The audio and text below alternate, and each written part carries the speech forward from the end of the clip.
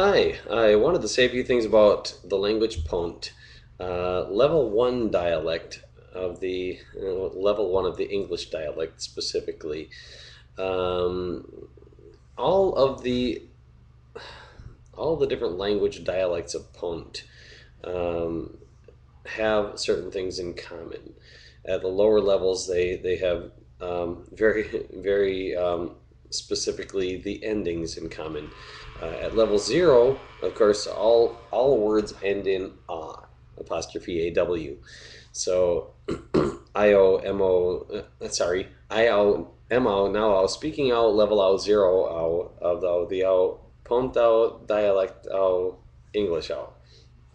Otherwise out known out as out Inglonto. Inglonto. Okay. Uh, Inglonto is the English dialect of Pont. Now, level 1, instead of putting the ow ending arbitrarily on every single word, which it's an arbitrary ending. Uh, Instead, each word is going to have an ending tacked onto it telling what part of speech it is. Now, that may not seem um, useful to someone who knows the language that they're learning the Pont dialect of quite well. For example, if you speak English, you might think, running is a verb. How hard is that? It has an ing ending on it already in English. Why do we need another ending? Well, the word run is also a verb. It doesn't have an ing ending on it. The word run is also a noun, depending on how you use it. To demonstrate this concept, take for example, if I was to say, I am running away. In the level 1 English dialect of Pont, I would say, Io, Emmy, runningy, away. Io, because I is a pronoun. A pronoun is a type of noun. O is the noun ending. Emmy, because E is the infinitive verb ending. Now, in level 1, we don't conjugate the verbs. Infinitive verb is enough just to tell it's a verb. And for that reason, Emmy. We're also not deconjugating the English verbs. That comes later. Running, in this case, is being used as a verb. It's describing what I'm doing.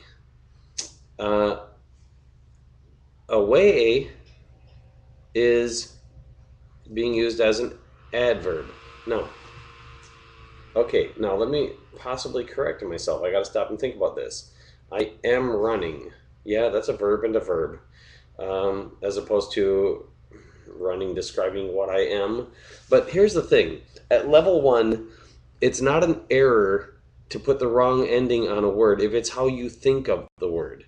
The idea is to convey what you're thinking.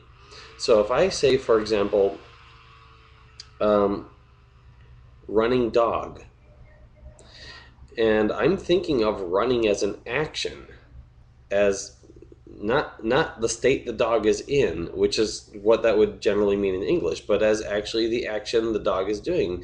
Like if I was pointing and I said running dog, and I'm talking about the process of running, not the state the dog is in, then I may very well use runningy doggo. But correctly, if I am trying to portray the way that it is meant in written English, say for example, if someone came across a book, or the way that most people would, say English scholars or somebody who knows English well, would understand running dog in an ordinary context. It actually is being used as an adjective. It's describing the state the dog is in. It's describing an attribute of the dog. For example, if I was to say the dog is running, then running is being used as a verb.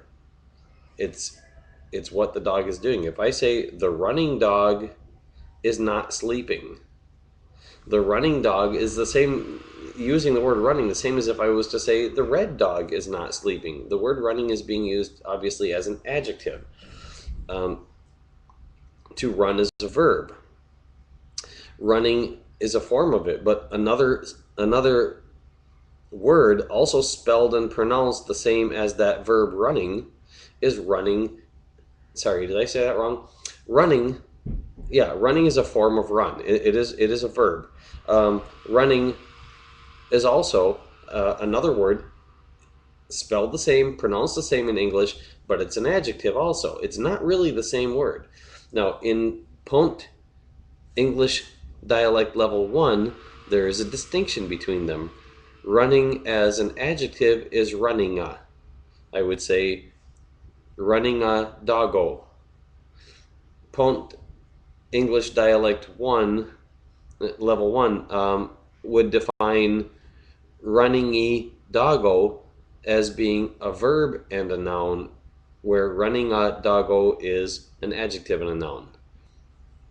So again, it's not an error if you use it the way, if you put the ending on that signifies the way you're thinking of the word. But it should probably be avoided to use the words in to use words, English words, with endings on them that don't match the way that they would normally be understood by English speakers if you're trying to use Pont to teach English to someone who does not have English as a native language, um, because it'll help them to gain a better understanding of English. Also, having to stop and think about what are the proper uses in English of a given word is a good exercise in improving your English skills and improving your linguistic abilities overall. So I think I've said enough about that for now. I'm going to get back to work on this project. I have a lot of work left to go before I can publish it, get it out there for people to actually get a detailed look at. So keeping busy with it. I hope people are finding this somewhat entertaining or educational or something to that effect, or will if and when it ever begins to be viewed by people one way or the other.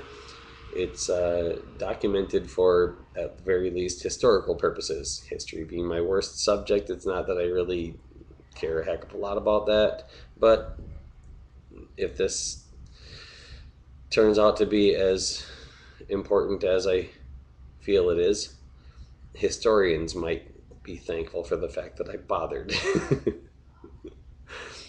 Thanks for your time.